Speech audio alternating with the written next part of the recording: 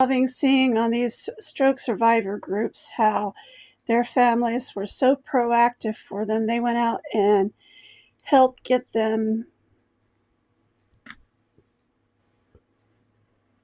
things that helped them learn to walk almost immediately. Robotic things and stuff like that.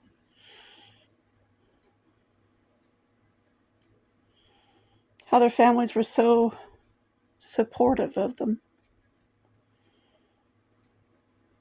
I'm almost a little jealous because my family wasn't supportive of me.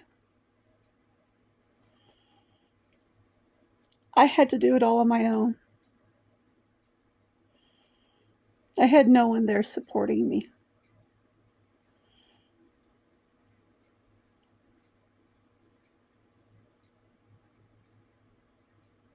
As usual, I had to work it through myself.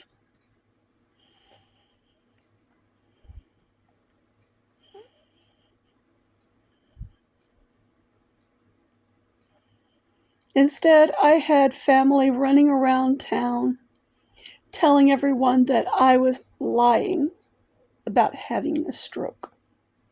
My doctor was lying. My aunt was lying. Everyone who had seen me in the hospital was lying. My ex-husband and my sister were telling people that I was lying about being in the hospital, that I was really in jail. Even though they could find no evidence to support their claims. They were telling people that my Aunt Terry and my pastor were lying about seeing me in the hospital.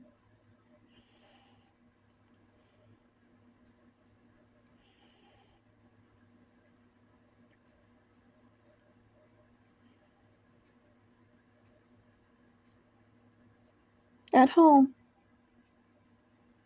I had no one to support me. Getting better.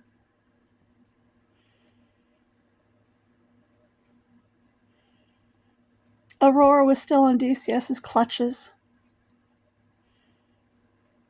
I was not yet dating Chris.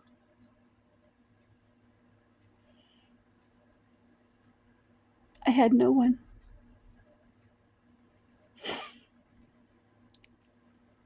Just like when Richard was born, and Lamont refused to support me through that because we had been separated at the time. I had to deal with taking care of him alone.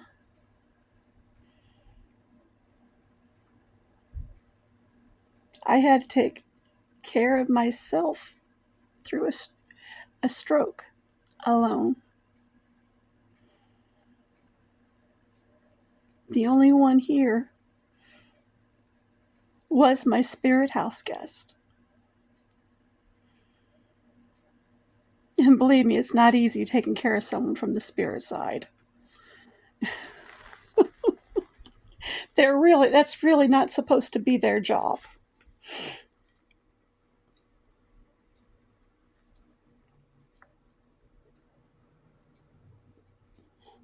He did enough kicking me awake and getting me out of the house.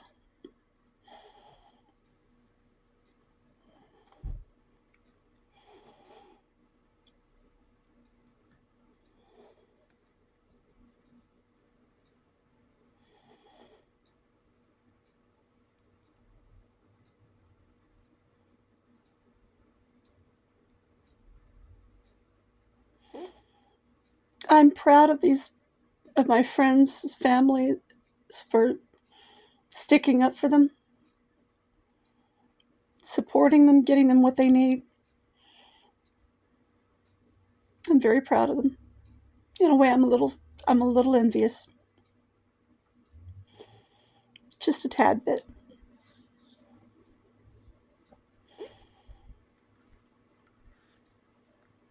Because my family was nowhere near that supportive. No one came to take care of me. No one.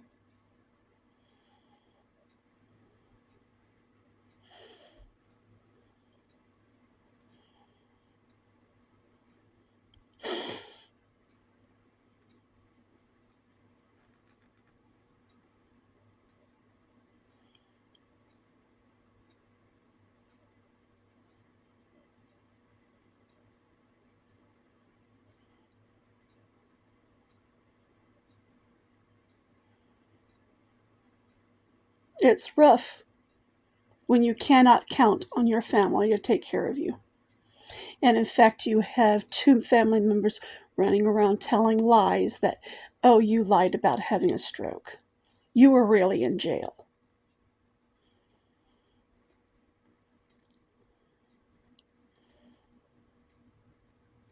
And then when I reported having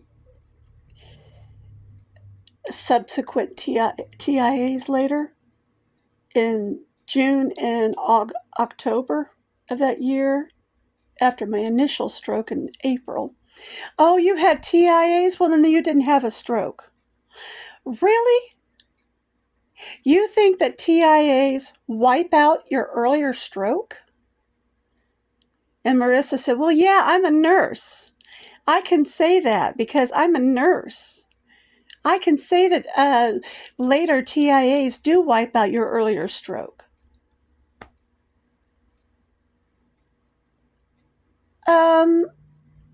I'm glad your nursing degree got pulled, because a lot of people who would have been under your care would have died with care like that.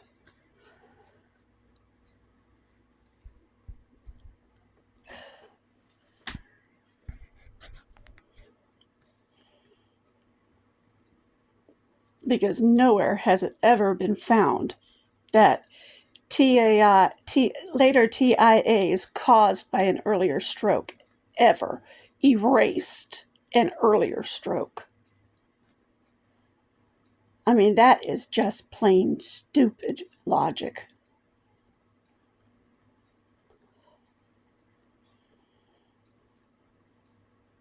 But that's what she kept trying to say.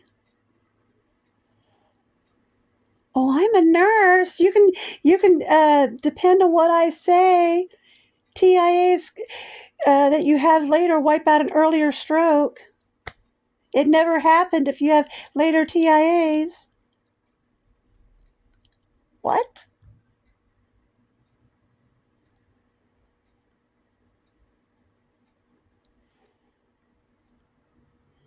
Okay, hemorrhagic stroke on August 18th, 2019. Then a TIA in June of 2019 and a TIA in October of 2019. How do those wipe out the October 18th hemorrhagic stroke?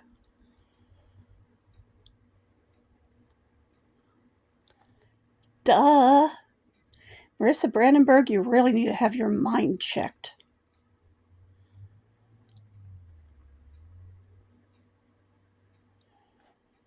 Oh my God, I never could figure out her logic. And then Heather trying to say, well, I double checked and the internet does say that happens. Heather, you are nowhere near being anywhere near a nurse or anything like that. Ugh. Yikes. So, yes, I took care of myself once I got home.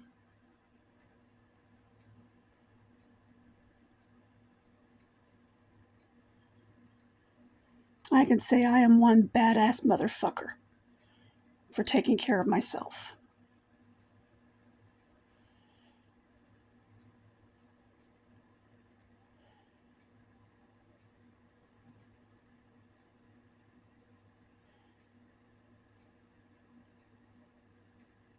So far, I've been taking care of myself with this hernia recovery.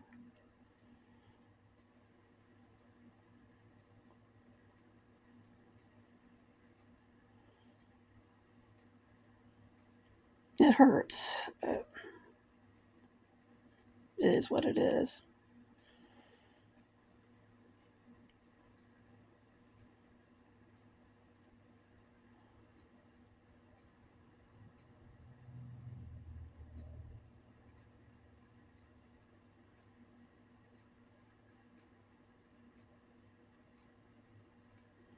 So